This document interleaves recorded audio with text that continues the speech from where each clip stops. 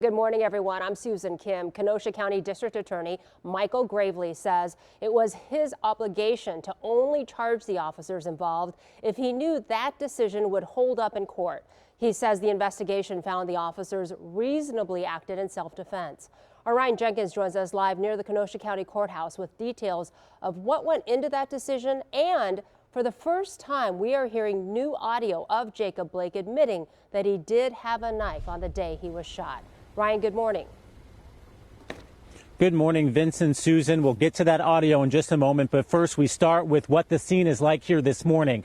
Quiet, no protesters out here, and really only a small number of protesters took to the street last night. They dispersed this area after remaining civil at around 10 o'clock. You take a look behind me. There's still some safety precautions in place. You see the fence. You see the boarded up windows here at the courthouse. But the National Guard that was so present and visible yesterday has not been seen yet this morning. Somewhat of a police presence here. Road closures are still in place. Now, back to that new audio. There is some new audio between Blake and investigators that happened during an interview shortly after the shooting of Jacob Blake. And some of that audio is some of the evidence that prosecutor says was used to justify the actions of the police in the shooting of Jacob Blake. Take a listen.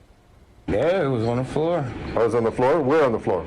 Like kind of damn near under my car. Oh, okay. When did they get there? Because I told you when they first grabbed me, they grabbed me on my arm. I took it out of my pocket and I dropped it. Oh, okay.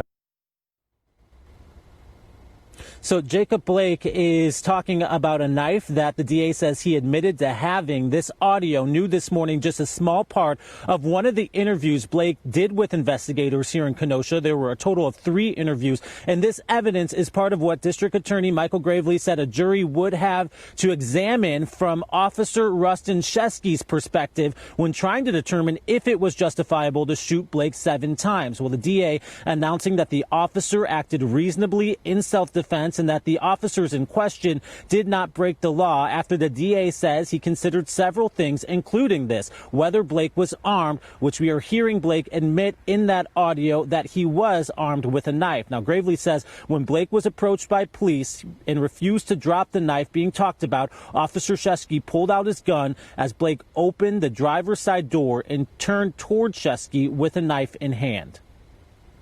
Officer Sheskey says, I don't know what he's going to do.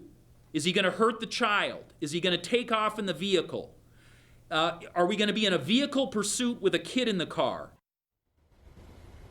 And that's when the DA says it was justifiable for Sheskey to shoot Blake 7 times based on his training to shoot until the threat stops. Now, some other factors included that were considered included whether this was a response to a domestic abuse situation because police officers respond to those types of situations differently. And the DA explains that this was because the mother of Blake's children called 911 pleading for help that day. Now, Blake's attorney reacting to this decision saying, quote, this further destroys our trust in the justice system, end quote. The DA also saying that Jacob Blake will not face any charges in this incident. And we know this morning that the officers involved remain on administrative leave right now.